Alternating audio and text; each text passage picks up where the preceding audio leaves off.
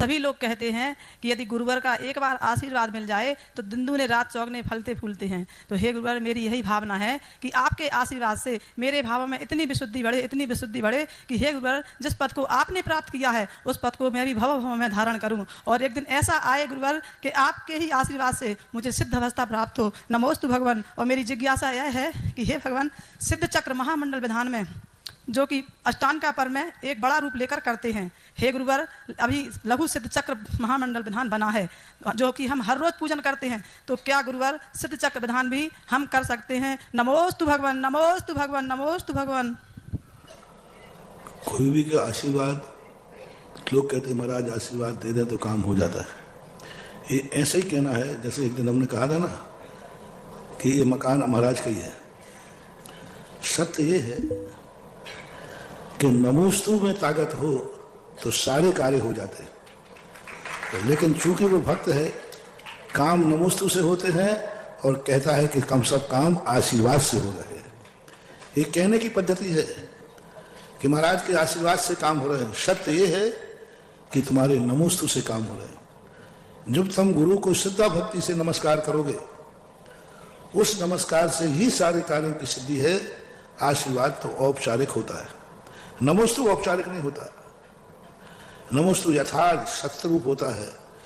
इसलिए जब भी हमें गुरुओं का आशीर्वाद चाहिए है तो अपने नमोस्तु की ताकत बढ़ाओ।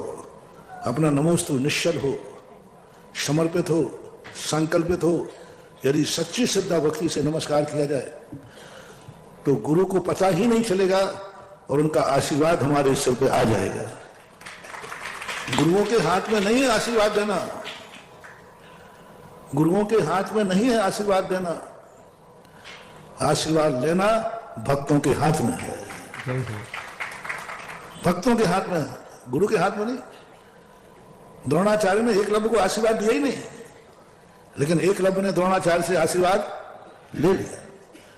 तो अपनी नमोस्तु, मेरा सिद्धांत तो यही है, मैं भगवान को कभी नहीं कहता। भगवान से मैं तो सीधा कहता हूं आप आशीर्वाद दोगे नहीं, क्योंकि आशीर्वाद आपका पर तो मैं कैसे कह सकता हूं। लेकिन मैं भी पक्का चेला हूं, मैं आशीर्वाद लिए बिना जाऊंगा नहीं।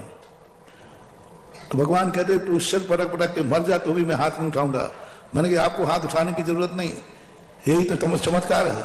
सारे चमत्कार भगवान के पास ही नहीं होते हैं। यही तो चमत्कार है कि मैं नमोस्तु करूंगा और आप हाथ उठाओगे नहीं, फिर भी मुझे आशीर्वाद मिल जाएगा। प्रकृति में ये व्यवस्था बनाई है। इसलिए हर व्यक्ति को अपने नमोस्तु को परिमार्जित करो, विशुद्ध करो, निश्चल करो, अंदर चेतना से करो, अंदर शक्ति से करो। मिलेंगे उन्हीं महाराज के नमोस्तु से। लेकिन आशीर्वाद की कामना के पीछे अपना नमोस्तु गड़बड़ मत करो। अपने नमोस्तु में दम देखो कि मेरा नमोस्तु यदि सच्चा है, मेरा नमोस्तु यदि सच्चा है। गुरुदेव मैंने आपको नमोस्तु किया है, आप दो बातें बोलते हैं, मेरे गुरु का आशीर्वाद सच्चा है तो काम होगा। इसमें तुम कभी गड़बड़ कर सकते हो। अब देखिए, मेरे गुरु को मैंने नमोस्तु किया है, मेरे गुरु के लिए जो मैंने नमोस्तु किया है, यदि यह नमोस्तु सच्चा है तो काम होगा। और इसमें 100% संभावना है। 100% यदि नमोस्तु सच्चा है तो काम होगा ही होगा, होता आया है, ऐसा मानना चाहिए।